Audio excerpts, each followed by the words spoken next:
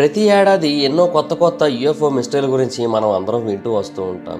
అయితే ఎన్ని కొత్త మిస్టరీలు యాడ్ అవుతున్నా కూడా శాస్త్రవేత్తలు వాటికైతే పూర్తి స్థాయిలో జవాబులు కనుక్కోలేకపోతూ ఉంటారు. అయితే ఇప్పటి కాలంలో ఏవైనా కొత్తగా మిస్టరీస్ వచ్చినట్టయితే వాటికి జవాబు చెప్పలేకపోయారంటే ఓకే. కానీ కొన్నైతే 100 సంవత్సరాలుగా, కొన్నైతే 70 సంవత్సరాలుగా, కొన్నైతే 80 సంవత్సరాలుగా పరిశోధనలు చేస్తూనే ఉన్నారు వాటి మీద. బట్ అయినా కూడా ఇప్పటికీ వాటికి జవాబు అయితే చెప్పలేకపోతున్నారు. అలాగా ఇప్పటికీ ఎవ్వరూ జవాబు చెప్పలేకపోతున్నా 5 మిస్టీరియస్ యూఎఫ్ఓ క్రాషెస్ గురించి తెలుసుకుందాం. సో ఇంకెందుకు లేడు, let's get into the video. Number 1, Trinity nuclear site UFO crash 1945. December 2022లో యుఎస్ ప్రెసిడెంట్ అయిన జో బైడెన్ ఏం చేశారంటే యుఎస్ మిలిటరీ బడ్జెట్కి కొంత ఎక్స్ట్రా అమౌంట్ యాడ్ చేసి అప్పటి వరకు ఏవైతే యూఎఫ్ఓ ఇన్సిడెంట్స్ జరిగాయో మెయిన్గా అమెరికన్ ఆర్మ్డ్ ఫోర్సెస్ వాళ్ళు నోటీస్ చేసిన ఉన్నాయో వాటన్నిటి మీద కూడా ఇంకా ఎక్కువగా పరిశోధన చేయమని, వీలైతే వాటన్నిటికీ కూడా ఒక జవాబు తీసుకొని రామని చెప్పాడు. అయితే ఆ టైంలో యూఎఫ్ఓకి సంబంధించిన ఎన్నో రిపోర్ట్స్ని, ఎన్నో ఎన్కౌంటర్స్ని మళ్ళీ మొదటి నుంచి పరిశోధించడం మొదలుపెట్టారు. అయితే బేసిక్గా ఈ అమెండ్మెంట్లో ఇనీషియల్గా అయితే 1947 తర్వాత జరిగిన ఇన్సిడెంట్స్ గురించి మాత్రమే రీసెర్చ్ చేయమని అయితే ఉంది. బట్ లాస్ట్ మినిట్లో దీంట్లో చిన్న చేంజెస్ చేసి 1945 నుంచి జరిగిన వాటి గురించి పరిశోధన చేయమని అయితే తెలియజేశారు. సో అప్పుడు వరకు అందరూ మర్చిపోయిన ఒక ఇన్సిడెంట్ మళ్ళీ లైమ్ లైట్లోకి వచ్చింది. అదే న్యూ మెక్సికోలోని ట్రినిటీ సైన్ ఏరియా. బేసిక్గా ఈ ప్రాంతంలోనే భూమి మీద మొట్టమొదటి అణుబాంబు యొక్క పరిశోధన జరిగింది జూలై 1945. అయితే ఇది జరిగిన ఒక నెల రోజుల తర్వాత ఇక్కడ ఒక మిస్టీరియస్ క్రాష్ అయితే రిపోర్ట్ చేయబడింది. అండ్ ఆ క్రాష్ సైట్ని ఆగస్టు 16, 1945 ఇద్దరు చిన్న పిల్లలు మొట్టమొదటిసారిగా కనుగొన్నారు. వాళ్ళిద్దరి పేర్లు జోస్ పాడియా మరియు ఆర్ బాకా. వీళ్ళిద్దరి వయసు 9 సంవత్సరాలు మరియు 7 సంవత్సరాలు. అయితే వీళ్ళిద్దరూ కూడా ఆ ప్రాంతంలో గుర్రాల మీద రైడింగ్ చేస్తున్నారు. అంటే అక్కడ ఒక పెద్ద ప్యాడిలియర్ ర్యాంచ్ ఉంది శాన్ ఆంటోనియో దగ్గరలో. అంటే ఇది న్యూ మెక్సికోలో ఉన్న ఒక సిటీ ఇది. అయితే వాళ్ళు అలాగా గుర్రాల మీద రైడింగ్ చేస్తూ అండ్ వాళ్ళ యొక్క ఆవు కోసం వెతుకుతున్నారు. ఆ టైంలో వాళ్ళు ఒక థండరస్ ఎక్స్ప్లోజన్ని నోటీస్ చేశారు. అండ్ వాళ్ళ చుట్టూ ఉన్న భూమి అంతా కూడా కంపించిందని కూడా వాళ్ళు తెలియజేశారు. సో ఏం జరిగిందో తెలుసుకుందామని ఇమీడియట్గా ఆ క్రాష్ జరిగిన ప్రాంతానికైతే పరిగెట్టుకుంటూ వెళ్ళారు. అండ్ అక్కడ వాళ్ళకు ఒక కొలోజల్ రౌండ్ మెటల్ ఆబ్జెక్ట్ కనిపించింది. అది భూమిలో చాలా లోపలికి ఉంది. అంతేకాకుండా అది జారుతూ వెళ్ళినట్టుగా కొంత దూరం గొయ్యిని క్రియేట్ చేసుకుంటూ వెళ్ళినట్టుగా వెనకంతా కూడా గొయ్యి కనబడుతోంది. సో ఆ ప్రాంతం అంతా కూడా పూర్తిగా మంటలతో నిండిపోయి ఉంది. అండ్ చుట్టుపక్కల కూడా చాలా మెటల్ ఫ్రాగ్మెంట్స్ పడిపోయి ఉండడాన్ని వాళ్ళైతే గమనించారు. సో డెఫినెట్గా ఇదేదో చాలా వింతగా ఉంది, చాలా మిస్టీరియస్గా ఉందని వాళ్ళకి అనిపించింది. అయితే ఆ టైంలో దాంట్లో కొంతమంది మనుషులు కూడా ఉన్నట్టుగా గమనించారు. కానీ వాళ్ళు మనుషులు అయితే కాదు, చాలా అంటే చాలా చిన్నగా ఉన్నారు, బట్ కదులుతున్నారు, చాలా ఫాస్ట్గా మూమెంట్స్ ఇస్తున్నారు. అండ్ మనుషుల ఆకారంలో కాకుండా చాలా వింతగా వికృతంగా కనబడుతూ వచ్చారు. అయితే దీని గురించి 2003 వరకు ఎవరికి కూడా పూర్తిగా తెలియదు. ఇది జరిగిన 6 దశాబ్దాల తర్వాత 2003లో దీని గురించిన ఇన్ఫర్మేషన్ బయటకైతే వచ్చింది. లా ఎన్ఫోర్స్మెంట్ మరియు పొలిటికల్ ఆఫీసర్స్ కొంతమంది రిటైర్ అయిపోతున్న టైంలో ఈ విషయం గురించి బయట ప్రపంచానికి అయితే తెలియజేశారు. ఆ టైంలో ఒక former federal government UFO investigator అయిన జెడ్ బెల్లీ అనే ఒక పర్సన్తో కొంతమంది ఎంప్లాయీస్ ఈ విషయాన్ని తెలియజేస్తే అతను దీని గురించి బయట ప్రపంచానికి అయితే తెలియజేశాడు. వాళ్ళు చెప్పింది ఏంటంటే ఆ లోపల ఉన్న క్రీచర్స్ 4 అడుగులు ఎత్తున్నారంట. అండ్ లిమ్స్ అన్నీ కూడా చాలా సన్నగా ఉన్నాయి. అండ్ హెడ్ ఏమో చాలా డిఫరెంట్గా ఉంది. మెడ భాగం అయితే అసలు ఉందా లేదా అన్నట్టుగా కూడా ఉందంట. సో ఇమీడియట్గా ఆ బాయ్స్ చాలా భయపడిపోయి ఇంటికి వెళ్ళిపోయి వాళ్ళ ఫాదర్కి జరిగిందంతా తెలియజేశారు. ఆ ఫాదర్ ఏమో ఏదో రెగ్యులర్గా మిలిటరీ టెస్ట్ ఏదో జరుగుతోంది అనుకొని ఇమీడియట్గా ఆ ప్రాంతానికి వెళ్ళి పోలీసులకు అయితే దాని గురించి తెలియజేశాడు. వెంటనే పోలీసులు, మిలిటరీ వాళ్ళు అందరూ కూడా ఆ ప్రాంతానికి అయితే చేరుకొని మిలిటరీ వాళ్ళు కంప్లీట్గా ఆ ప్రాంతాన్ని వాళ్ళ ఆధీనంలోకి అయితే తీసేసుకొని ఎవరిని కూడా దాని దగ్గరలో కూడా రానివ్వలేదు. అయితే వాళ్ళు ఏంటంటే అది ఒక వెదర్ బెలూన్ అని చెప్పేశారు. అంటే యుఎస్ గవర్నమెంట్ వాళ్ళు చేపడుతున్న కొన్ని ఎక్స్పెరిమెంట్లో భాగంగా గాల్లోకి ఎగరేసిన ఈ వెదర్ బెలూన్ ఇలా పడిపోయింది అని అయితే తెలియజేశారు. అయితే వెదర్ బెలూన్ అయితే అంత పెద్ద గొయ్యి క్రియేట్ చేయదు కదా. అయితే దాన్ని కంప్లీట్గా వాళ్ళతో పాటుగా పట్టుకొని వెళ్ళిపోయారు ఒక ట్రక్ మీద పెట్టి. అయితే ఆ బాయ్స్ వాళ్ళతో పాటుగా దానికి సంబంధించిన కొన్ని పీసెస్ని అయితే మాత్రం క్యారీ చేశారు. అంటే దాని డెబ్రిస్ ఆ చుట్టుపక్కల చాలా ప్రాంతాల్లో పడి ఉండడానికి వాళ్ళు నోటీస్ చేశారు కదా. సో వాళ్ళు దాని అంతటినీ కూడా కలెక్ట్ చేసి వాళ్ళతో పాటుగా పట్టుకొని వెళ్ళారు. అండ్ అది చాలా ఏళ్ల తర్వాత బయటకు వచ్చింది. 2015లో మాత్రమే వాటిని మళ్ళీ అనలైజ్ చేశారు. అండ్ అవి అల్యూమినియం అల్లాయ్స్ అనే ఒక క్లారిటీకి అయితే వచ్చారు. కాకపోతే ఒకటైతే వాస్తవం, అల్యూమినియం అల్లాయ్స్ వెదర్ బెలూన్లో ఎందుకు ఉంటాయి? సో ఇది బేసిక్గా చాలామందికి అర్థం కాని ఒక క్వశ్చన్ అనమాట. సో ఇప్పటికీ కూడా అక్కడ ఉన్న ఏలియన్స్ని నేరుగా కళ్ళతో చూసింది అయితే మాత్రం ఆ ఇద్దరు పిల్లలే. ఇంకెవరు కూడా చూడలేదు. అయితే ఆ క్రాష్కి సంబంధించిన విట్నెస్లు అయితే మాత్రం చాలామంది ఉన్నారు. లెఫ్టినెంట్ కర్నల్ అయిన విలియం బ్రాడీ యొక్క రిలేటివ్స్ తర్వాత రివీల్ చేసిన విషయం ఏంటంటే బ్రాడీని ఆ రోజు ఆ ఇన్సిడెంట్ గురించి ఇన్వెస్టిగేట్ చేయమని పంపించారు. అయితే ఆ టైంకి అతను ఒక బాంబర్ని నడుపుతున్నాడు. అతను ఆలమోటో ఎయిర్ బేస్కి వెళ్తున్నాడు తను తీసుకొని. సో ఇమీడియట్గా అక్కడ ఏం జరిగిందో తెలుసుకోమని పంపిస్తే మళ్ళీ వెనక్కి తిరిగి వచ్చి గాలిలోని ఆ ప్రాంతానికి చేరుకొని పైనుంచి అక్కడ ఏముందో చూశాడు. అయితే ఆ టైంలో కమ్యూనికేషన్ టవర్లో ఉన్న పర్సన్ కూడా అతనికి తెలియజేసింది ఏంటి అంటే ఆ ప్రాంతంలో ఒక ఎగ్ షేప్డ్ మెటాలిక్ ఆబ్జెక్ట్ భూమిని తాకినట్టుగా నేను చూశాను అని అయితే తెలియజేశాడంట. అండ్ ఇన్ఫ్యాక్ట్ ఆ కమ్యూనికేషన్ టవర్లో ఉన్న పర్సన్ ఈ ఇద్దరు కుర్రాళ్ళను కూడా చూశాడు గుర్రాల మీద పరిగెట్టుకుంటూ రావడాన్ని. బట్ ఈ విషయాలన్నీ కూడా మిలిటరీ వాళ్ళకి తెలియజేసినప్పటికీ దీని గురించి బయటకి ఎవరికి చెప్పకుండా రహస్యంగా దాచుంచేశారు అనేది అతని యొక్క రిలేటివ్స్ ఫైనల్గా రివీల్ చేసిన పాయింట్. బట్ ఇప్పటికీ కూడా గవర్నమెంట్ అఫీషియల్స్ అయితే అదొక ఎక్స్పెరిమెంటల్ వెదర్ బెలూన్ అని చెబుతూ వస్తూ ఉంటారు. బట్ రీసెంట్గా మిలిటరీ స్పెండింగ్ బిల్ అనేది వచ్చిన తర్వాత అండ్ యూఎఫ్ఓ ఇన్వెస్టిగేషన్స్ పెరిగిన తర్వాత మళ్ళీ దీని గురించిన ఇంట్రెస్ట్ అయితే పెరిగింది. సో ఇది ఎంతవరకు వాస్తవం అనేది మరిన్ని పరిశోధనలు చేసి గవర్నమెంట్ దీని గురించిన నిజాలని బయటకు చెప్పాలి అని అనుకుంటే తప్ప మనకైతే తెలియదు. హాయ్ ఫ్రెండ్స్, మీరు ఎప్పుడైనా సరే 5,000 రూపాయల ప్రోడక్ట్ 250 రూపాయలకు రావడాన్ని గమనించారా? లేదు కదా. కానీ అమెజాన్, ఫ్లిప్కార్ట్ లాంటి కంపెనీస్ ఏం చేస్తూ ఉంటాయంటే కొన్ని గోల్డెన్ హవర్స్ టైంలో మెగా డీల్స్ ఇస్తూ ఉంటాయి. ఆ డీల్స్ టైంలో ఒక్కొక్క ప్రోడక్ట్ మీద 90% నుంచి 95% వరకు డిస్కౌంట్ అయితే ఉంటుంది. అయితే ఈ డీల్స్ కోసం మీరు కాన్స్టెంట్గా ఆ యాప్స్ చెక్ చేస్తూ ఉండలేదు కదా. కానీ మీకోసం నేను వాటన్నిటిని కూడా కాన్స్టెంట్గా చెక్ చేస్తూ ఉంటాను. అండ్ దాంట్లో ఎప్పుడు ఏ డీల్ పెట్టినా కూడా ఇమీడియట్గా మీకు ఆ ప్రోడక్ట్ని అయితే షేర్ చేస్తాను. మీరు ఇమీడియట్గా ఆ ప్రోడక్ట్ని పర్చేస్ చేయొచ్చు దాని నుంచే. అండ్ అంతేకాదు కొన్ని ఎక్స్ట్రాడినరీ ప్రొడక్ట్స్ ఉంటాయి, వాటిని మీరు బయట ఎక్కడ కూడా చూడరు. వాటి గురించి కూడా నేను మీకు షేర్ చేస్తాను. మీరు సింపుల్గా చేయాల్సింది ఒకటే, కింద డిస్క్రిప్షన్లో మన టెలిగ్రామ్ ఛానల్ లింక్, మన వాట్సాప్ ఛానల్ లింక్, మన ఇన్స్టా బ్రాడ్కాస్ట్ ఛానల్ లింక్ ఉంటాయి. వీటిలో మీరు ఏ యాప్ ఎక్కువగా వాడతారో ఆ యాప్కి సంబంధించిన లింక్ మీద క్లిక్ చేసి ఆ యాప్లో ఉన్న మన ఛానల్ని ఫాలో అవ్వండి. దాంట్లో రెగ్యులర్గా చాలా ప్రొడక్ట్స్ అయితే మీకు అప్డేట్ అవుతూ ఉంటాయి. అండ్ ఆ ప్రొడక్ట్స్లో మీకు ఏది నచ్చినట్టయితే దాన్ని మీరు కొనుగోలు చేయొచ్చు వెంటనే. సో డిస్క్రిప్షన్లో లింక్స్ ఉన్నాయి, వెంటనే ఫాలో అవ్వండి. Number 2, Mussolini's UFO Italy 1933. యాక్చువల్గా 1933వ సంవత్సరంలో ఇటలీలో ఒక యుఎఫ్ఓ ఇన్సిడెంట్ జరిగింది. అది చాలా అంటే చాలా పెద్ద ఇన్సిడెంట్ అని చెప్పొచ్చు. ఇన్ఫ్యాక్ట్ వాటికన్ సిటీ దాని యొక్క కవరప్కి చాలా బాగా హెల్ప్ చేసింది. అండ్ ఇప్పుడు అది యుఎస్ దగ్గర ఉంది. అంటే ఆ క్రాఫ్ట్ ఏదైతే అక్కడ పడిందో అది 2వ ప్రపంచ యుద్ధం టైంలో యుఎస్ వాళ్ళతో పాటుగా పట్టుకొని వెళ్ళిపోవడం జరిగింది. ఇవన్నీ కూడా చెప్పింది ఇటాలియన్ ఎథాలజిస్ట్ అయిన రాబర్టో పినోటి అనే పర్సన్. అంతేకాకుండా US air force veteran turn UFO whistle blower అయిన డేవిడ్ గ్రోవ్ పినోట్ కూడా. వీళ్ళిద్దరూ ఏమని చెప్పారంటే 1933వ సంవత్సరంలో ఒక యుఎఫ్ఓ క్రాష్ జరిగింది. అండ్ ఆ టైంలో మెలినీ నేరుగా ఆ స్పేస్ క్రాఫ్ట్ని సీజ్ చేయడం జరిగింది. దాని యొక్క రిమైన్స్ అన్నీ ఎవరికంట పడకుండా భద్రంగా దాచుంచాడు. ఒక దశాబ్ద కాలం పాటు అలాగే భద్రంగా దాచుంచారు. అయితే ఆ తర్వాత ఒక టెలిగ్రామ్ బయటకు వచ్చింది. అది ఒక క్లాసిఫైడ్ గవర్నమెంట్ డాక్యుమెంట్. అది ఎక్కడి నుంచి బయటకు వచ్చిందో ఎవరికీ తెలియదు, ఒక అనానమస్ సోర్స్ నుంచి అయితే వచ్చింది. సో బేసిక్గా ఆ టెలిగ్రామ్లో ఏముందంటే 1933 జూన్ టైంలో మెలినీ అందరికీ కూడా ఒక ఆదేశాన్ని అయితే ఇచ్చాడు. అదేంటి అంటే వాళ్ళ యొక్క సాయిల్లో పడిన అన్నోన్ ఎయిర్క్రాఫ్ట్ గురించి ఎట్టి పరిస్థితుల్లోని కూడా బయటకు తెలియడానికి వీలు లేదు.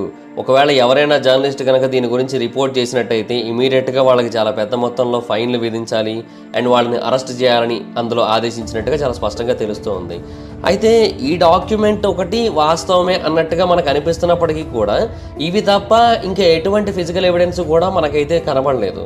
అంటే ఆ యుఎఫ్ఓ రిమైన్స్ అయితే మనకేమీ తెలియదు ఎటుపోయాయో ఎక్కడున్నాయో. అయితే ఇప్పుడు ప్రస్తుతానికైతే అవి యునైటెడ్ స్టేట్స్ యొక్క హ్యాండ్ ఓవర్లో ఉన్నాయని అయితే చాలామంది చెబుతూ ఉంటారు. ఇప్పుడు ఫార్మర్ ఇంటెలిజెన్స్ ఆఫీసర్ అయిన డేవిడ్ ఒకసారి తెలియజేసింది ఏంటి అంటే తనకి హై ర్యాంకింగ్ మిలిటరీ సోర్సెస్ ద్వారా వచ్చిన ఇన్ఫర్మేషన్ ఏంటంటే US office of strategic services వాళ్ళు ఈ యుఎఫ్ఓ రిమైన్స్ని అమెరికన్ ఫోర్సెస్ 2వ ప్రపంచ యుద్ధం టైంలో రోమ్ని క్యాప్చర్ చేసిన టైంలో వాళ్ళతో పాటుగా పట్టుకొని వెళ్ళిపోయారు. సో ఇప్పుడు అవి ప్రస్తుతానికైతే అమెరికాలోనే ఉన్నాయి అని అయితే తెలియజేశాడు అనమాట. బేసిక్గా అదొక బెల్ షేప్డ్ ఆబ్జెక్ట్ అని, దాదాపుగా 10 మీటర్ల సైజులో ఉంటుందని, దాన్ని ఇటలీలోని మిలాన్కి దగ్గరలో ఉన్న మ్యాగెంటా అనే ఒక టౌన్ నుంచి రికవర్ చేశారని, మెలినీ గవర్నమెంట్ ఆ క్రాఫ్ట్ని 1944 వరకు కూడా వాళ్ళ దగ్గరే భద్రంగా ఉంచిందని, దీనికి సంబంధించిన అఫీషియల్ డాక్యుమెంటేషన్ మొత్తాన్ని కూడా వాటికన్ ఆర్కైవ్స్లో ఇప్పటికీ కూడా భద్రంగా హిడెన్గా దాచి ఉంచారు అని అయితే అతను తెలియజేస్తూ వచ్చాడు. అండ్ ఇటాలియన్ గవర్నమెంట్లో ఒక మిస్టీరియస్ డిపార్ట్మెంట్ ఉంది, దాని పేరు గోనెటో RS-33. బేసిక్గా వీళ్ళు దాన్ని ఫామ్ చేసిందే ఆ యూఎఫ్ఓలకి సంబంధించిన ఇన్వెస్టిగేషన్ చేయడానికి అండ్ ఎస్పెషల్లీ 1933 క్రాష్కి సంబంధించిన రీసెర్చ్లు చేయడానికి. అండ్ దాన్ని లీడ్ చేసింది ఇంకెవరో కాదు, నోబెల్ ప్రైజింగ్ విన్నర్ ఇన్వెంటర్ అయిన మార్కోని. అతని అండర్లోనే ఆ రీసెర్చ్లన్నీ కూడా కొనసాగాయని తెలియజేశారు. అలాగే 1936కు చెందిన ఒక డాక్యుమెంట్ ఏమని చెబుతూ వచ్చిందంటే, ఆ టెలిగ్రామ్ జెన్యూని అని, అంటే దాని మీద ఏదైతే పేపరు, ఇంకు ఇవన్నీ ఉన్నాయో వాటన్నిటిని కూడా పరిశోధించినట్టయితే అవి అప్పటి కాలానికి చెందినవన్నట్టుగా ప్రూఫ్ అయితే కనబడుతోంది. అయితే స్కెప్టిక్స్ ఏమంటున్నారంటే, బేసిక్గా మనకి డౌట్ రాకుండా ఉండేందుకు ఆ పేపర్స్ని ఫోర్జ్ చేసేందుకు వింటేజ్ మెటీరియల్స్, అంటే అప్పటి కాలం నాటి మెటీరియల్స్ని ఉపయోగించారు అనేది చెబుతున్నారు. అండ్ ఆ డాక్యుమెంట్స్లో ఇంకొక ప్రాబ్లం ఏంటంటే, అఫీషియల్ ప్రోటోకాల్ నెంబర్స్ కానీ స్టాంప్స్ కానీ లేవు. సో వాటి యొక్క ఆథెంటిసిటీని వెరిఫై చేయడానికి మనకు ఒక ప్రాపర్ సిచ్యువేషన్ అనేది లేకుండా పోయింది. ఎంత స్కెప్టిసిజం ఉన్నప్పటికీ కూడా దీనికి సంబంధించిన డీటెయిల్స్ అయితే కాన్స్టెంట్గా బయటకు వస్తూనే ఉన్నాయి. మార్కో నెగ్రి అని ఒక నార్థన్ ఇటలీ రెసిడెంట్ ఉన్నాడు. అతను రీసెంట్గా ఏమని తెలియజేశారంటే, అతని యొక్క గ్రేట్ గ్రాండ్ ఫాదర్ అయిన పెట్రో నెగ్రి అనే పర్సన్ చనిపోయే ముందు తనకు ఒక విషయాన్ని తెలియజేశాడంట. అతను ఒకప్పటి కాలంలో, అంటే 1920లలో ఏ ప్రాంతంలో అయితే క్రాష్ జరిగిందో ఆ ప్రాంతంలో మేయర్గా పనిచేశాడంట. సో ఆ టైంలో అతను ఒక వింగ్లెస్ మెటల్ ఎయిర్ క్రాఫ్ట్ని నోటీస్ చేశాడంట. అది మ్యాగంటా ప్రాంతంలో 1930లలో క్రాష్ అయింది. అయితే ఫ్యాసిస్ట్ సీక్రెట్ పోలీసులు దాని గురించి కవరప్ చేసేశారు. అండ్ వాటికన్ దీంట్లో చాలా బాగా ఇన్వాల్వ్ అయ్యింది. వాళ్ళ దగ్గర ఇప్పటికీ కూడా దీనికి సంబంధించిన డాక్యుమెంట్స్ అయితే ఉన్నాయని అయితే అతను తెలియజేసినట్టుగా ఇతను మనకు తెలియజేశాడు. సో మరి అది ఎంతవరకు వాస్తవం అనేది మనకైతే పూర్తిగా తెలియదు. బట్ ఏదైనా సరే ఇది చాలా పెద్ద మిస్టరీ. ఎందుకంటే ఇటలీ ఇన్వాల్వ్మెంట్ ఉంది, వాటికన్ సిటీ ఇన్వాల్వ్మెంట్ ఉంది, తర్వాత యుఎస్ ఇన్వాల్వ్మెంట్ ఉంది. బేసిక్గా వాటికన్ కేసులో మనకు తెలియని ఎన్నో రహస్యాలు దాగున్నాయి అనే క్లారిటీ మనకు ఆల్రెడీ ఉంది. కాకపోతే ఏంటంటే ఇప్పుడు యూఎఫ్ఓ మిస్టరీలను కూడా దాస్తున్నారు అనే విషయం అయితే మాత్రం మనకు తెలియదు కదా. ఏదైనా సరే ఆ డాక్యుమెంట్స్ బయటకు వస్తే తప్ప వీటికి సంబంధించిన మిస్టరీ అయితే వేడదని చెప్పాలి. Number 3, Aurora, Texas, 1897. ఆరోరాలో ఒక శ్మశానం ఉంటుంది, దాని పేరు హిస్టారిక్ సెమెంటరీ ఆఫ్ ఆరోరా. అక్కడ మనకు ఒక పెక్యులర్ హెడ్ స్టోన్ కనబడుతూ ఉంటుంది. అదొక చెట్టు కిందనైతే ఉంటుంది. బేసిక్గా ఆ స్టోన్ని ఎవ్వరూ కూడా తీయడానికి కానీ ముట్టుకోవడానికి కానీ ఇష్టపడరు. ఆ స్టోన్ మీద మనకు ఒక మార్కింగ్ కూడా కనబడుతూ ఉంటుంది. ఎవరో కావాలని ఒక ఓవల్ షేప్ని దాని మీద చెక్కినట్టుగా మనకు కనిపిస్తూ ఉంటుంది. అయితే ఆ స్టోన్ని అక్కడ పెట్టింది యూఎఫ్ఓ ఎంథూసిస్ట్ అని చాలామంది నమ్ముతూ ఉంటారు. బేసిక్గా అక్కడ ఒక థియరీ ఉంది. అదేంటంటే, ఆ చెట్టు యొక్క కింద భాగంలో ఒక ఎక్స్ట్రా టెరెస్ట్రియల్ పైలట్ యొక్క శరీరం ఉంది అని. అంటే అతను చనిపోయాడు, ఆ చనిపోయిన పర్సన్ని అక్కడ సమాధి చేయడం జరిగిందనమాట. సో బేసిక్గా ఆ ఏలియన్ ఆస్ట్రోనాట్ని చాలామంది గౌరవిస్తూ ఉంటారు. అండ్ చాలామంది అక్కడ నిజంగానే ఒక ఏలియన్ ఉన్నదని నమ్ముతూ ఉంటారు. ఇవన్నీ కూడా జరుగుతూ ఉంటాయి. అయితే ఆరోరాలో ఆ సాయిల్ కింద ఏలియన్ ఉన్నాడని ఎందుకు నమ్ముతున్నారు అంటే, ఏప్రిల్ 17, 1897 డల్లాస్ మార్నింగ్ న్యూస్ ఎడిషన్లో కొన్ని డీటెయిల్స్ వచ్చాయన్నమాట. ఆ డీటెయిల్స్ ఏంటి అంటే, ఆ రోజు ఉదయం సుమారుగా 6 గంటల టైంలో ఆరోరాలో ఒక ఎయిర్ షిప్ క్రాష్ అయింది. అండ్ అది కూడా చాలా అంటే చాలా పెద్ద ఎయిర్ షిప్. అది ఒక విండ్ బెల్ని గుద్దుకొని ఆ తర్వాత భూమిని గుద్దుకుంది. అది ఆ ప్రాంతానికి చెందిన జడ్జి అయిన జేఎస్ ప్రాక్టర్ యొక్క ల్యాండ్లో అయితే పడింది. యాక్చువల్గా పడిన వెంటనే షిప్ డిస్ట్రాయ్ అయిపోయింది. ఆ తర్వాత ఒక ఎక్స్ప్లోషన్ కూడా క్రియేట్ అయింది. సో ఆ జడ్జి యొక్క ఫ్లవర్ గార్డెన్ మొత్తం కాలిపోయింది. అండ్ దానితో పాటుగా అందులో ఉన్న పైలట్ కూడా చనిపోయాడు. ఆ న్యూస్ పేపర్ ఆర్టికల్ ప్రకారం ఒక ఆర్మీ సిగ్నల్ ఆఫీసర్ ఆ ప్రాంతానికి ఇమీడియట్గా చేరుకున్నాడు. తన పేరు టీజే భీమ్. తను పైలట్ని ఎగ్జామిన్ చేసి అతను భూమికి చెందిన మనిషిలాగైతే అసలు ఏమాత్రం లేడు అని అయితే తెలియజేశాడు. యాక్చువల్గా అతని బాడీ పూర్తిగా చిన్న భిన్నం అయిపోయింది. సో అందువల్ల ప్రాపర్ ఐడెంటిఫికేషన్ అయితే చేయలేకపోతున్నాం. బట్ అయినప్పటికీ కూడా అతను చూడడానికి మనిషిలాగైతే అసలు ఏమాత్రం లేడు అని అయితే అతను అథారిటీస్కి తెలియజేసినట్టుగా ఇన్ఫర్మేషన్ అయితే వచ్చింది. అండ్ ఆ పైలట్ దగ్గర కొన్ని డాక్యుమెంట్స్ ఉన్నాయి. అండ్ అవన్నీ కూడా ఏవేవో వింత సింబల్స్ని కలిగి ఉన్నాయి. అండ్ వాటిని ఎవరు డీకోడ్ చేయలేకపోతున్నారు. సో ఆ తర్వాత వేరు సోర్సెస్ ప్రకారం ఆ చనిపోయిన పర్సన్ని ఆరోరా సిమెట్రీలోనే సమాధి చేసి అతని యొక్క గ్రేవ్ మీద ఈ రాక్ని అయితే పెట్టారు. యాక్చువల్గా అక్కడ ఆ రాక్ని జస్ట్ ఒక సింబల్ లాగా పెట్టేసి వదిలేశారు. దాని మీద ఆ షేప్ని ఎవరు చెక్కలేదు. కానీ ఆ తర్వాత యూఎఫ్ఓ ఎంథూసిస్టులు వచ్చి ఆ షేప్ని చెక్కారనమాట. అంటే ఇది యూఎఫ్ఓ పర్సన్ యొక్క సమాధి అని తెలియజేయడం కోసం. అయితే స్టోరీ ఇంకా కంటిన్యూ అవుతూ ఉంటుంది. ఆ ప్రాంతంలో మనకి చాలా పెద్ద మొత్తంలో అల్యూమినియం అండ్ సిల్వర్ మెటల్ దొరికిందంటే ఆ రెకేజ్ నుంచి. దాని మొత్తాన్ని కూడా తీసుకొని వెళ్ళి దగ్గరలో ఉన్న ఒక బావిలో పడేశారు. ఆ తర్వాత ఆ బావిని కంప్లీట్గా సీల్ చేసేసారని కూడా చెబుతూ ఉంటారు. అండ్ ఆ తర్వాత దశాబ్దాల పాటు ఆరోరా పీపుల్ దీని గురించి మాట్లాడుకుంటూనే వచ్చారు, దీని గురించి డిస్కస్ చేస్తూ వచ్చారు. ఇన్ఫ్యాక్ట్ ఆ స్ట్రేంజ్ మెటల్ డెబ్రిస్ అక్కడ బావిలో పడేయడం వల్ల ఆ ప్రాంతంలో ఉన్న వాటర్ అంతా కూడా కలుషితం అయిపోయి చాలామందికి చాలా రకాల హెల్త్ ఇష్యూస్ కూడా వచ్చాయనేది అప్పట్లో చాలామంది అయితే నమ్మారు. బట్ స్కెప్టిసిజం అయితే దీని మీద కూడా కాన్స్టెంట్గా వస్తూనే వచ్చింది. అంటే ఆరోరా స్పేస్ షిప్ అనేది ఒక కట్టుకథ మాత్రమే, ఇందులో నిజమైతే ఏమీ లేదని అయితే చెప్పడం మొదలుపెట్టారు. అండ్ రీసెర్చర్లు కూడా చాలామంది దీంట్లో చాలా ఇన్కన్సిస్టెన్సీస్ ఉన్నాయి అండ్ పొటెన్షియల్ మోటివేషన్స్ కూడా ఉన్నాయి ఇందులో. ఇది ఒక హోక్సే అయి ఉండొచ్చు అని అయితే చాలామంది తెలియజేశారు. దానికి రీజన్ ఏంటంటే 1890లలో ఆరోరా అనే టౌన్ బేసిక్గా చాలా అంటే చాలా వరస్ట్ పొజిషన్ ఫేస్ చేస్తోంది. అంటే అక్కడ పంటలు ఏవి సరిగ్గా పండట్లేదు, తర్వాత అగ్ని ప్రమాదాలు జరిగాయి, ఆ తర్వాత ఏవేవో హెల్త్ ఇష్యూస్ కూడా వచ్చాయి. సో ఇవన్నీ కూడా జరగడం వల్ల ప్రజలందరూ ఆరోరా నగరం నుంచి వెళ్ళిపోతున్నారే తప్ప ఎవరు ఆ నగరానికి అయితే రావట్లేదు. సో ఇలాగ ఒక యూఎఫ్ఓ స్టోరీని కనుక క్రియేట్ చేసినట్టయితే ఆ ప్రాంతానికి టూరిజం బాగా పెరుగుతుంది. సో మళ్ళీ పీపుల్ ఆ ప్రాంతానికి వస్తారు. సో దాని యొక్క ఎకానమీ మళ్ళీ పెరుగుతుందన్న ఉద్దేశంతో అక్కడి లోకల్ పీపుల్ ఇలా క్రియేట్ చేసి ఉండొచ్చు అని అయితే చాలామంది నమ్మడం మొదలుపెట్టారు. ఇన్ఫ్యాక్ట్ 1980లలో టైమ్ మ్యాగజైన్ వాళ్ళు ఒక 86 ఏళ్ల అబ్బాయిని ఇంటర్వ్యూ చేశారు. ఆ అబ్బాయి పేరు ఎడా పేజెస్. ఈ పర్సన్ బేసిక్గా ఆరోరా నగరంలోనే పెరిగాడనమాట, అంటే ఆ క్రాష్ జరిగిన టైంలో. అయితే అతను ఏమని చెప్పాడంటే ఏలియన్ విజిటర్ లేదు, గడిది గుడ్డు లేదు, మేము జస్ట్ ఆ ప్రాంతానికి హైప్ అండ్ పాపులారిటీ క్రియేట్ చేయడం కోసం అలా కొన్ని కట్టుకథలు అల్లామంతే, మా వాళ్ళందరూ మాట్లాడుకోవడం నేను చాలాసార్లు విన్నాను, అది వాస్తవం కాదు అని తెలియజేశాడు. బట్ అయినప్పటికీ కూడా ఇప్పటికీ ఆ ఆరోరా నగరంలో క్రాష్ జరుగుతుందని నమ్ముతున్న వాళ్ళ సంఖ్య చాలా ఎక్కువగానే ఉంది. అట్ ద సేమ్ టైం ఇప్పటికీ కూడా అక్కడ ఒకసారి తవ్వి తీస్తే మనకు తెలుస్తుంది కదా అది ఏలియన్ బాడీయో కాదు అని చెప్పి కూడా చాలామంది అభిప్రాయపడుతూ ఉన్నారు. సో ఇది ఒక హోక్సా నిజమా అనే క్వశ్చన్ అయితే ఇప్పటికీ వేయలేదు అండ్ దాని యొక్క మిస్టరీ కూడా ఇప్పటికీ అలా కొనసాగుతూనే ఉంది. Number 4, Cape Girardeau UFO 1941. 1940లో మిసోరీలోని ఒక చిన్న టౌన్ అయిన కేప్ గెరార్డియోలో ఒక పెద్ద సీక్రెట్ అనేది క్రియేట్ అయింది.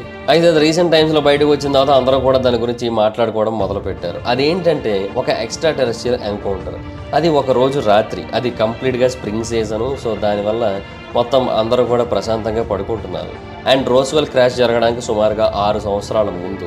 అండ్ ఆ టైంలోనే చాలామంది యూఎఫ్ఓ ఎంతూసిస్టులు, రీసెర్చర్లు ఈ ఇన్సిడెంట్ గురించి చాలా గట్టిగా మాట్లాడుకొని ఇది నిజంగానే యూఎఫ్ఓ ఇన్సిడెంట్ అని బలంగా నమ్మిన సందర్భం కూడా ఉంది. సో యునైటెడ్ స్టేట్స్లోని one of the earliest UFO crash కింద చాలామంది దీన్ని పరిగణిస్తూ ఉంటారు. ఈ స్టోరీ ఎప్పుడు బయటకు వచ్చిందంటే మైకల్ హంటింగ్టన్ అని ఒక travel writer cum UFO investigator ఉన్నాడు. ఇతను చార్లెట్టే అనే ఒక మహిళను కలిశాడు. ఈమె ఎవరో కాదు, రెవరెండ్ విలియం హఫ్మన్ యొక్క గ్రాండ్ డాటర్. బేసిక్గా అతను ఈ ఇన్సిడెంట్కి సంబంధించిన వన్ ఆఫ్ ది కీ పర్సన్స్లో ఒకరనమాట. సో ఈ హఫ్మన్ ఒక ఎక్స్ట్రాడినరీ ఇన్సిడెంట్ని నోటీస్ చేశాడు. అతను తన గ్రాండ్ ఫాదర్తో షేర్ చేసుకుంటే ఆ గ్రాండ్ ఫాదర్ ఇతనితో ఆ ఇన్ఫర్మేషన్ షేర్ చేసుకోవడం జరిగిందనమాట. అలా ఫైనల్గా ఈ ఇన్ఫర్మేషన్ కంప్లీట్గా బయటకు అయితే వచ్చింది. బేసిక్గా ఆ ప్రాంతంలో ఒక రిమోట్ ఫార్మర్ ఫీల్డ్ ఉంది, అంటే ఆ ప్రాంతం యొక్క అవుట్స్కట్స్లో అది కూడా. అండ్ రెవరెండ్ హఫ్మన్ చెబుతున్న దాని ప్రకారం అయితే ఆ రోజు లేట్గా పడుకున్నాడు. బట్ అయినా కూడా రాత్రి ఒక అర్జెంట్ కాల్ అయితే వచ్చింది లోకల్ షెరీఫ్ నుంచి. అక్కడికి దగ్గరలో ఫైర్ యాక్సిడెంట్ అవుతోంది, సో చాలామంది విక్టిమ్స్ ఉన్నారు, మీరు ఇమీడియట్గా ఆ ప్రాంతానికి అయితే రావాల్సి ఉంటుంది, వాళ్ళని కాపాడాల్సి ఉంటుంది అని. సో ఏం జరిగిందో తెలుసుకోవడానికి ఇమీడియట్గా ఆ ప్రాంతానికి హఫ్మన్ అయితే వెళ్ళాడు. అక్కడ ఏం జరిగిందో చూసి హఫ్మన్కి అసలు మైండ్ పనిచేయలేదు. ఒక సీమ్లెస్ డిస్క్ షేప్డ్ క్రాఫ్ట్ అక్కడ కంప్లీట్గా బర్స్ట్ అవుతూ కనిపించింది. అండ్ దాని లోపల నుంచి ఒక 3 మనుషుల్ని కూడా బయటికి తీశారు. కాకపోతే వాళ్ళు మనుషులైతే కాదు, కంప్లీట్గా different looks, different appearance and height కూడా చాలా డిఫరెంట్గా ఉంది. అంత పొట్టిగా ఉన్న వాళ్ళని, అంత పెద్ద పెద్ద కళ్ళు ఉన్న వాళ్ళని అతను జీవితంలో ఎప్పుడు కూడా చూడలేదు. సో అందువల్ల అతను చాలా అంటే చాలా షాక్ అయ్యాడని చెప్పొచ్చు. అండ్ 2 అయితే చనిపోయారు, బట్ 3వ పర్సన్ అయితే మాత్రం అప్పటికి ప్రాణాలతోనే ఉన్నాడంట. కాకపోతే హాస్పిటల్ తీసుకొని వెళ్ళే దారిలోనే చనిపోయాడంట కూడా.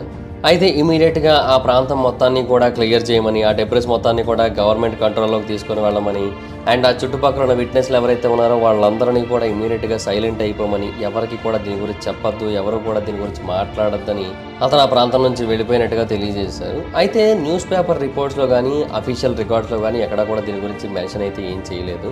అండ్ ఇన్ఫ్యాక్ట్ గవర్నమెంట్ అఫీషియల్స్ దీని గురించి బయటకు వచ్చిన తర్వాత ఏమని తెలియజేశారంటే అసలు అది ఏది కూడా వాస్తవం కాదు, అలాంటి ఒక ఇన్సిడెంట్ ఏం జరగలేదన్నారు. అండ్ 1940స్లో ఇలాంటి ఒక ఇన్సిడెంట్ జరుగుండొచ్చు అన్నట్టుగా ఒక ఇమేజ్ని తర్వాత క్రియేట్ చేసి బయటకు వదిలారు. అది కూడా వాస్తవం కాదని అయితే గవర్నమెంట్ అఫీషియల్స్ కొట్టిపడేశారు. అయితే ఆ ఏలియన్ బాడీస్ని మరి ఏం చేశారనేది అయితే మాత్రం ఎవరికి కూడా పూర్తిగా తెలియదు. సో ఈ మిస్టరీకి సంబంధించిన ఇన్ఫర్మేషన్ పూర్తిగా అయితే దొరకలేదు అండ్ ఇక మీద దొరికే అవకాశాలు కూడా లేవు. ఎందుకంటే హఫ్మన్ ఎప్పుడో చనిపోయాడు అండ్ గవర్నమెంట్ వాళ్ళు అయితే నిజమని ఒప్పుకోవట్లేదు కదా. సో అందువల్ల ఇది ఎప్పటికీ సాల్వ్ అయ్యే అవకాశాలు అయితే లేవు కూడా. ఫైనల్గా నెంబర్ 5, డండీ కౌంటీ యూఎఫ్ఓ నెబ్రాస్కా 1884. 1884 సంవత్సరం జూన్లో ఒక రిమార్కబుల్ ఈవెంట్ డండీ కౌంటీ నెబ్రాస్కాలో జరిగింది. అండ్ అది ఇప్పటికీ కూడా ఒక మిస్టరీగానే మిగిలిపోయింది. చాలామంది రీసెర్చర్లు, యూఎఫ్ఓ ఎంథూసిస్టులు ఇప్పటికీ కూడా దాని గురించి పరిశోధనలు అయితే చేస్తూ ఉంటారు. బట్ అయినా కూడా వాళ్ళకి జవాబు అయితే దొరకట్లేదు. అసలు ఏం జరిగిందంటే జూన్ 6వ తారీఖున ఒక గ్రూప్ ఆఫ్ కౌబాయ్స్ ఒక మ్యాసివ్ ఫేరీ ఆబ్జెక్ట్ ఆకాశం నుంచి భూమి వైపు దూసుకుంటూ రావడాన్ని గమనించారు. అండ్ అది ఫైనల్గా భూమి మీద ఒక ప్రాంతంలో క్రాష్ అయింది. అండ్ అది క్రాష్ అయిన ప్రాంతం నెబ్రాస్కాకి దగ్గరగా ఉన్న ఒక చిన్న సెటిల్మెంట్. అండ్ స్టేట్ జర్నల్ యొక్క కవరేజ్ కూడా జరిగింది దీని గురించి. అండ్ ఈ ఇన్సిడెంట్ గురించిన డీటెయిల్డ్ అండ్ సెన్సేషనల్ రిపోర్ట్ని అయితే వాళ్ళు ఆ టైంలో ప్రచురించారు. ఇది బాగా వైరల్ అయింది ఆ టైంలో. అయితే ర్యాంచర్ అయిన జాన్ ఎల్లిస్ తన యొక్క ఆవుని తీసుకొని వాటికి దగ్గరగా వెళ్ళి చూశాడంట. ఆ టైంలో పెద్ద మెషినరీ కనబడిందంట అతనికి అక్కడ. అండ్ చాలా పెద్ద పెద్ద వీల్స్ ఉన్నట్టుగా కూడా కనబడింది ఆ ప్రాంతంలో. అండ్ ఆ ప్రాంతం నుంచి హీట్ చాలా పెద్ద మొత్తంలో జనరేట్ అవుతూ వచ్చింది. అందువల్ల అతను అక్కడ ఎక్కువసేపు అయితే ఉండలేకపోయాడు. అండ్ అక్కడ కొద్దిసేపు ఉంటేనే అతని హెయిర్ డ్యామేజ్ అవ్వడం, స్కిన్ డ్యామేజ్ అవ్వడం, తర్వాత ఐసైట్ కూడా డ్యామేజ్ అవ్వడం, ఇవన్నీ కూడా నోటీస్ చేశారంట. సో అందుకని అతను ఆ ప్రాంతం నుంచి వెనక్కి అయితే వెళ్ళాడు. కానీ మరుసటి రోజు ఆ ప్రాంతానికి మళ్ళీ వెళ్ళాడు అక్కడ ఏం జరుగుతుందో తెలుసుకోవడం కోసం. అండ్ అక్కడ చాలా పెద్ద సంఖ్యలో పోలీస్ అఫీషియల్స్, గవర్నమెంట్ ఆఫీసర్స్ ఉన్నారంట. లోకల్ గవర్నమెంట్ ఇన్స్పెక్టర్ అయిన ఈడబ్ల్యూ రోలిన్స్ ఇతను ఆ ప్రాంతానికి రావడాన్ని చూసి ఇక్కడికి ఎందుకు వచ్చావని ఇతన్ని క్వశ్చన్ చేసి దీని గురించి బయటకు ఎక్కడా కూడా చెప్పొద్దు అన్నట్టుగా బెదిరించాడు అన్నట్టుగా కూడా తర్వాత ఇతను తెలియజేశాడు. అండ్ బేసిక్గా ఆ ప్రాంతంలో ఇంకొక సిలిండ్రికల్ ఆబ్జెక్ట్ కూడా కనబడింది ఆ రోజు. అది 50 నుంచి 60 అడుగుల పొడవు ఉంది, 10 నుంచి 12 అడుగుల డయామీటర్ ఉంది. సో బేసిక్గా ఆ క్రాష్ సైట్ని ఎల్లిస్ క్లెయిమ్ చేసుకోవడానికి ట్రై చేస్తున్నాడు. బట్ కొద్ది రోజుల తర్వాత ఆ ప్రాంతానికి వెళ్ళి చూస్తే అక్కడ ఏం కనబడలేదు. అంటే అక్కడ ఒక రెయిన్ స్టార్మ్ వచ్చింది చాలా పెద్ద సంఖ్యలో. అండ్ ఆ తర్వాత అక్కడ ఒక చిన్న మెషినరీ కూడా కనబడలేదు. ఏవో జెల్లీ లాంటి పూల్స్ అయితే కనబడ్డాయి. ఏదో వాసన మాత్రమే వస్తుంది తప్ప అక్కడ ఎటువంటి మెషినరీ కూడా కనిపించలేదు. సో ఏం జరిగిందో ఎవరికి కూడా అర్థం కాలేదు. కొంతమంది ఏమన్నారంటే ఇది జస్ట్ ఒక ఫ్యాబ్రికేటెడ్ స్టోరీ అన్నారు. ఇలాంటిది నిజంగా జరిగే అవకాశాలు లేవు అని అయితే కొట్టిపడేశారు. అంటే ఇప్పుడు అవి ఏమయ్యాయి ఎవరో ఒకరు తెలియాలి కదా. అవి ఏవో కరిగిపోయినట్టుగా వాసన రావడం ఏంటి? సో ఇది నమ్మేట్టుగా లేదని చెప్పి వాళ్ళైతే కొట్టిపడేశారు. బట్ ఇనీషియల్ రిపోర్ట్స్లో చాలా డీటెయిలింగ్ ఉంది. ఇన్ఫ్యాక్ట్ ఐ విట్నెస్ల యొక్క నేమ్స్ ఉన్నాయి, స్పెసిఫిక్ డిస్క్రిప్షన్స్ ఉన్నాయి. అండ్ అంతేకాకుండా అక్కడ ఉన్న రెకేజ్ గురించి కూడా ప్రతి డీటెయిల్ మెన్షన్ చేశారు. సో అది ఖచ్చితంగా నిజమై ఉండొచ్చు. ఒక రియల్ ఈవెంట్ గురించి అయితేనే ఇంత పర్ఫెక్ట్గా రాయగలుగుతారనే కైండ్ ఆఫ్ థాట్ కూడా చాలామందికి అయితే వచ్చింది. అండ్ చాలామంది ఇన్వెస్టిగేటర్స్ ఆ తర్వాత దీనికి సంబంధించిన ఎవిడెన్స్లు ఏమైనా దొరుకుతాయేమో అని చెప్పి కాన్స్టెంట్గా ఆ ప్రాంతంలో వెతుకుతూ వచ్చారు, కానీ ఎవరికి ఏం దొరకలేదు. అయితే కొంతమంది ఏమంటారంటే 2013వ సంవత్సరంలో ఆ ప్రాంతానికి దగ్గరలో కొన్ని వింతైన గ్రీన్ రాక్స్ బయటపడ్డాయి. అండ్ ఈ గ్రీన్ రాక్స్ అన్నీ కూడా అప్పట్లో జరిగిన ఆ క్రాష్కి సంబంధించినవే అని అయితే చాలామంది అభిప్రాయపడడం మొదలుపెట్టారు. అవి చూడడానికి గ్లాస్ లాగే కనబడుతున్నాయి. అండ్ దాని లోపల వైట్ ఇల్యూషన్స్ అయితే కనబడుతున్నాయి. అండ్ చూడడానికి ఏదో లైమ్ జెల్లీలా కనబడుతుంది. కాకపోతే పైన కాటేజీస్ డ్రెస్సింగ్ చేసినట్టుగా కనబడుతుంది అనమాట. బట్ ఎనీహో ఈ మిస్టీరియస్ జెల్లీ పూల్స్తో అదైతే మ్యాచ్ అవ్వట్లేదు. కానీ ఎనీహో మొత్తానికైతే మాత్రం దానికి దీనికి ఏదో సంబంధం ఉందని అయితే మాత్రం చాలామంది నమ్మడం మొదలుపెట్టారు. అండ్ కొంతమంది ఆ ప్రాంతంలో మళ్ళీ ఎయిర్ షిప్ సైటింగ్స్ నోటీస్ చేశామని కూడా తెలియజేశారు. అంటే 1890 యొక్క చివరిలోనే, సో 1884లోనే ఇన్సిడెంట్ జరిగింది కదా. సో తర్వాత కూడా మళ్ళీ ఇలాంటివి నోటీస్ చేశామన్నట్టుగా చాలా రిపోర్ట్స్ అయితే వచ్చాయి. సో డెఫినెట్గా ఆ ప్రాంతంలో ఏదో అన్నోన్ ఏరియల్ ఫెనోమెనా జరుగుతోంది.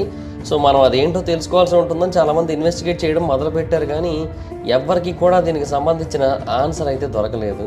సో ఆ తర్వాత కొన్నాళ్ళకి దీని గురించి మర్చిపోతారు అందరూ అనుకున్నారు. నిజంగానే జనాలు మర్చిపోయారు. కాకపోతే ఇన్వెస్టిగేటర్స్ మాత్రం అలాగా కంటిన్యూ చేస్తూనే ఉన్నారు దీని మీద పరిశోధనలు చేయడం. సో ఇది హోక్సా లేదంటే హిడెన్ హిస్టరీయా ఏంటనేది ఎవరికి కూడా పూర్తిగా తెలియదు. బట్ వ్యానిషింగ్ రెకేజ్ అనేది మాత్రం డెఫినెట్గా చాలా పెద్ద మిస్టరీ అనే చెప్పాలి. మరి అది ఎక్కడుందో ఏమైపోయిందో. సో దర్శకులు చూశారు కదా, ఇవి 5 అతిపెద్ద యూఎఫ్ఓ మిస్టరీస్. ఇప్పటికీ కూడా జవాబు దొరకనివి. వీటిలో మీకు ఏది చాలా మిస్టీరియస్గా అనిపించిందో కింద కామెంట్ సెక్షన్లో తెలియజేయండి. వీడియో కనుక మీకు నచ్చినట్టయితే లైక్ చేయండి, వీడియో షేర్ చేయండి. ఇప్పుడు కారణం మన ఛానల్ సబ్స్క్రైబ్ చేసుకోకపోతే ఇప్పుడే సబ్స్క్రైబ్ చేసుకోండి. పక్కన బెల్ ఐకాన్ ఆల్లో పెట్టుకోండి. నా ఫర్దర్ వీడియోస్ మిస్ అవ్వకుండా చూడొచ్చు. చాలా మంది చూస్తున్నారు కానీ సబ్స్క్రైబ్ చేసుకోవట్లేదు. So please try to subscribe and click the bell icon also. నా ఇన్స్టాగ్రామ్ ఐడి జబర్దస్త్ మైదాన్, అక్కడ కూడా వచ్చి ఫాలో అవ్వచ్చు. Thank you so much guys. Bye bye. Next video bye bye. Hi friends, మీరు ఎప్పుడైనా సరే 5,000 రూపాయల ప్రోడక్ట్ 250 రూపాయలకి రావడాన్ని గమనించారా? లేదు కదా. కానీ అమెజాన్, ఫ్లిప్కార్ట్ లాంటి కంపెనీస్ ఏం చేస్తూ ఉంటాయంటే కొన్ని గోల్డెన్ హవర్స్ టైంలో మెగా డీల్స్ ఇస్తూ ఉంటాయి. ఆ డీల్స్ టైంలో ఒక్కొక్క ప్రోడక్ట్ మీద 90% నుంచి 95% వరకు డిస్కౌంట్ అయితే ఉంటుంది. అయితే ఈ డీల్స్ కోసం మీరు కాన్స్టెంట్గా ఆ యాప్స్ చెక్ చేస్తూ ఉండలేరు కదా. కానీ మీకోసం నేను వాటన్నిటిని కూడా కాన్స్టెంట్గా చెక్ చేస్తూ ఉంటాను. అండ్ దాంట్లో ఎప్పుడు ఏ డీల్ పెట్టినా కూడా ఇమీడియట్‌గా మీకు ఆ ప్రొడక్ట్‌ని అయితే షేర్ చేస్తాను. మీరు ఇమీడియట్‌గా ఆ ప్రొడక్ట్‌ని పర్చేజ్ చేయొచ్చు దాని నుంచే. అండ్ అంతేకాదు కొన్ని ఎక్స్ట్రార్డినరీ ప్రొడక్ట్స్ ఉంటాయి. వాటిని మీరు బయట ఎక్కడ కూడా చూడరు. వాటి గురించి కూడా నేను మీకు షేర్ చేస్తాను. మీరు సింపుల్‌గా చేయాల్సింది ఒకటే. కింద డిస్క్రిప్షన్‌లో మన టెలిగ్రామ్ ఛానల్ లింక్, మన వాట్సాప్ ఛానల్ లింక్, మన ఇన్‌స్టా బ్రాడ్‌కాస్ట్ ఛానల్ లింక్ ఉంటాయి. వీటిలో మీరు ఏ యాప్ ఎక్కువగా వాడతారో ఆ యాప్‌కి సంబంధించిన లింక్ మీద క్లిక్ చేసి, ఆ యాప్‌లో ఉన్న మన ఛానల్‌ని ఫాలో అవ్వండి. దాంట్లో రెగ్యులర్‌గా చాలా ప్రొడక్ట్స్ అయితే మీకు అప్డేట్ అవుతూ ఉంటాయి. అండ్ ఆ ప్రొడక్ట్స్‌లో మీకు ఏది నచ్చినట్టయితే దాన్ని మీరు కొనుగోలు చేయొచ్చు వెంటనే. సో, డిస్క్రిప్షన్‌లో లింక్స్ ఉన్నాయి. వెంటనే ఫాలో అవ్వండి.